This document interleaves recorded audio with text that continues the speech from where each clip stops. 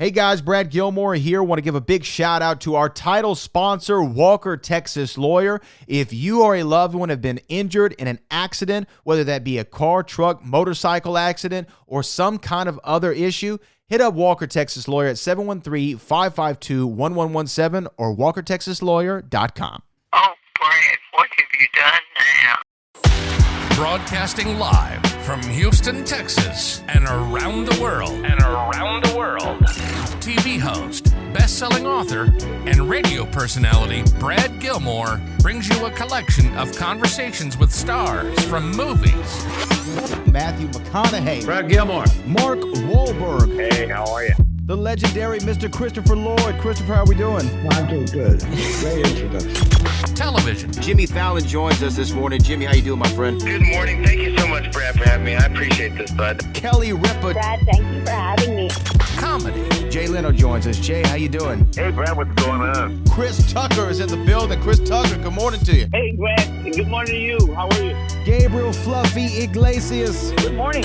Music. Lola Monroe. Thank you. Thank you for having me. The legendary frontman of AC/DC, Brian Johnson, joins us right now. Brian, how you doing? Good morning, Brad. What looking to talk to me, funny lad. Grammy Award winner Maya joins us. How are you? And more.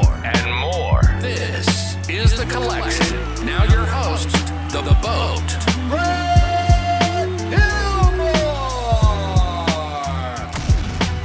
Well, we're here talking to the man, the guy who's responsible for this whole thing, of this great new movie. It's all my fault. It's all my fault. I blame you, Brad. Yeah. I blame you, Brad. Well, first off, congratulations on making a great film. Second of all, congratulations on having a great first name. Yes, we've won that. We won that award, absolutely. Now, first off, I really love this movie. This has my DNA all in it. These are the kinds of movies that I love and can appreciate. For you, from one Brad to another, if you can illuminate me on what was your initial attraction to the film, if you don't mind the surface level question, because there's some connective tissue to projects you've done in the past, but what was this one? Why did this one stand out as something you wanted to tackle? Always wanted to do science fiction, grew up sci-fi fantasy nerd. And if I only made sci-fi fantasy movies for the rest of my career, I would die a happy man. So there was that big box I wanted to check. Rampage had a little bit of sci-fi, but this is a true, we're going to space, we're going to an alien planet, we've got explosions, AI, mech suits, sci-fi adventure film. And then I always also wanted to do a story with a strong female heroine. As soon as I saw Alien initially, and then James Cameron's Aliens, I was like, this is amazing. And we've seen Furiosa, we've seen these great female leads, and I always wanted to do that. So for me, those two things were probably the most strongest kind of weighted impetus towards me actually going and making this movie. You mentioned Alien and Aliens, and I see the comparison to that this was a very analogous movie for this project. But what were those young movies that you saw that have that connective tissue into this one? I mean, what were the films that were the influential ones that you find yourself kind of borrowing from, for lack of a better term? So I would say one of them is a deep cut sci-fi nerd one, which is called Robot Jocks, which is really you've got to be an absolute sci-fi nerd to know what that is. And I think it was made in 1989 or 1990. It was a mix of stop motion robots. It was sort of a low budget sci-fi movie. I grew up in a really small place. And so every sci-fi movie that I could rent, I would rent and watch. And that stuck in my head weirdly because I just thought, oh man, this is so cool. They're piloting robots and fighting. And, so that was this weird one that stuck in my head. And then the second thing that happened to me is when I was 13, Terminator 2 came out. And now, this movie isn't sort of connected to Terminator 2. However, when I saw Terminator 2, and you got to remember, I'm 13, so I'm going to Subway and getting the cups that have Terminator on it. I'm a little kid. And then someone points out to me, oh, did you know the filmmaker, the director, is Canadian? And it blew my mind that James Cameron was a Canadian. And so, as a kid, James Cameron connected to me as a person because it was the first time ever I was oh, you could go to Hollywood and make sci-fi movies as a Canadian? That's possible? And so I have to say, he has had a big influence on me as a filmmaker. no specific movie, but if I had to point to one, it would be Aliens, because I felt like that's one of his greatest works in a way, because he's also taking from Ridley Scott and what Ridley Scott set up in Alien, and sort of he's openly said, like, I was trying to do a version of Ridley so that the two movies fit together. And so in a way, Aliens is like the best of Ridley Scott and the best of James Cameron. And that movie, when I saw that as a kid, I was like, this movie is so perfect. Like, I love this film. And I think you can kind of see that in the end of my movie when you get to Harlan's compound and it's the rain and the smoke and the grittiness. I was like, I felt so happy shooting that. I was like, oh, I'm getting to like do a little bit of Aliens on my own, So I would say Robot Jox and probably just James Cameron's work in general are my biggest influences.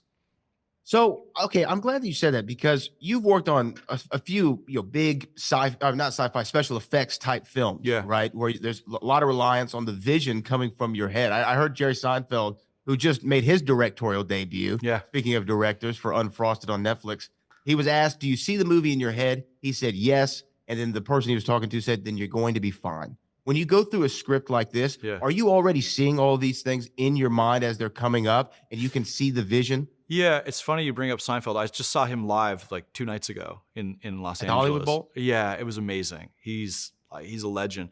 The answer is yes. I think not everybody thinks this way. Like, there's directing is not like, there's no blueprint to how to be a good director. There's so many different ways to be a good director and to approach the medium.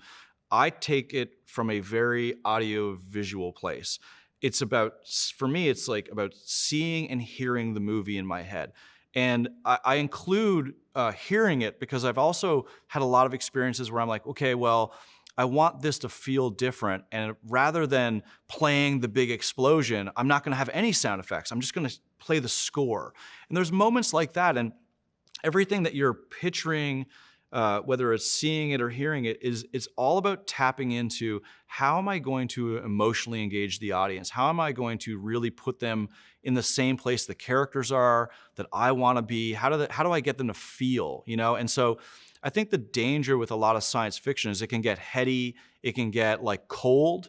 And for me, like going into this movie, I was really, really adamant about it being as emotional as possible, as fun as possible, as big an experience as possible, because I didn't really want to make a movie that was cold for a small audience. I wanted you to feel like, okay, like I felt like in the early 90s going to a movie where it was just like, this is a tight script, this is action-packed, you're gonna laugh, I'm gonna freak you out in places, you might cry, like I'm building the ride and I want people to be able to go on it. So to me, I'm like always sort of focused on how can I get them to feel what I want them to feel? And my way in is thinking about what it looks like and feels like and what it sounds like and feels like. Well, this movie, when you're saying that, it does make a lot of sense to me, because one of the great things about Atlas is that it feels like a lived-in world. Yeah. Right? Like when you're in the story, you feel like not only is it a lived-in world, it's almost a believable lived-in world because of the proliferation of AI. Yeah. And the movie's kind of coming out at a great time where that's a big part of the conversation in the public conscious and where these things are going to go. Yeah. One of my favorite films you might be able to tell is Back to the Future and Back to the Future 2. Yep. And when they go to 2015, Bob Gale and Bob Zemeckis had all these fun ideas of, hey, this might happen in the future. 30 years later, what is the car going to look like? What is this going to look like? Yeah. Did you have a similar experience especially when you're in Atlas's apartment and you see all the gadgets that are around there? Yeah. Was it like, okay, let's try to make this like a believable evolution? I mean, honestly, like that's what I try to do with all the films, because you want it to feel lived in. You want it to feel believable so that you can lose yourself in the movie. And I'm glad you felt that way. I spend a lot of time on the world creation aspect. On this movie in particular, I met with and worked with futurists. I would like literally get on Zooms with people, and their whole job is to think about what's going to come in the future, whether it be power systems, what would happen with the ecology of the world, AI in particular. Yeah, you absorb all of that information. Part of it is, what do I just want to see? Like, what would be super cool? What makes it really interesting? So, for example, when I'm depicting Los Angeles in the future, I put these big solar arrays, because one of the things the future said is we're going to have to get better at taking advantage of the ecology that we live in. So it was it was about finding a way to say something new with the movie. Like, I didn't want to say, oh, Los Angeles in the future is going to be under sand dunes. Like, we've seen that. And also, when I'm talking to these futurists, they're like, that's not what's going to happen. That's just dramatic, and I get it, like, for a movie. But if you want, like, what's really going to happen, it's probably not going to be that. It's probably going to be a more tempered version of we have to grow into taking advantage of, like, solar power more. And also, part of this was just, you know, I developed the script 5 years ago, so I could never have predicted that AI was going to be where it is today. But my whole approach was, well, I'm a big fan of these movies. I'm a big fan of Terminator 2 and all these movies that have touched on AI before. But the bulk of those movies say AI is the villain. And I came from a place of like, well, I don't want to do that. I've seen that. I don't want to repeat what these great filmmakers have done before. I want to add something new to the conversation. So my initial approach was, let's show both sides of the coin. Let's show how bad it could be and how good it could be. So that's why you see the villain, Harlan, played by Simu, is like, this has gone horribly wrong and we all may die because of this, this AI terrorist. And then you meet Smith, who is actually there to completely support Jennifer and just actually help her exceed what she believes she's capable of. So I wanted to show both extremes of it, and that was simply built off the place of, I don't want to be repetitious of what other movies have done. You know, and you're not. There is a lot here that to me feels fresh and new and helping move Awesome. the medium and the genre forward. So Yeah. again, congratulations on that. When you have a star like Jennifer Lopez, you know, number one on the call sheet, she's, you know, Jenny from the block, whatever, you know, Yeah. nickname you want to use for her, who's been one of the great movie stars in the last several decades. Yeah. And she's involved in this from an action perspective, which she's had great action movies in the past, Enough being one of them, Mother for Netflix. Yep. What does she bring to a project like this? I mean, she brings a lot. I mean, you know, I kind of put her in this sort of like a step above movie star and performer. She's almost like icon now. She's like living legend status. I mean, when you've done that much in your career in that amount of time, I believe like there's a lot of respect due to that. You know, the thing about this was I set out to make this movie because of the reasons I said earlier about just really wanting to do a sci-fi movie, but I also set out to do it because I wanted to do a movie that I just had not seen before. And what I recognize as a filmmaker is that there's so many streaming services, there's so much out there. In order to cut through the clutter, you've got to do something unique and original. And I thought, this woman trapped inside of a mech suit on an alien planet, I've never seen this movie, I've never heard of this movie, like, I want to go do this movie. And so when you go into that zone, you have to recognize there's going to be very unique challenges because you are going to make a very unique movie.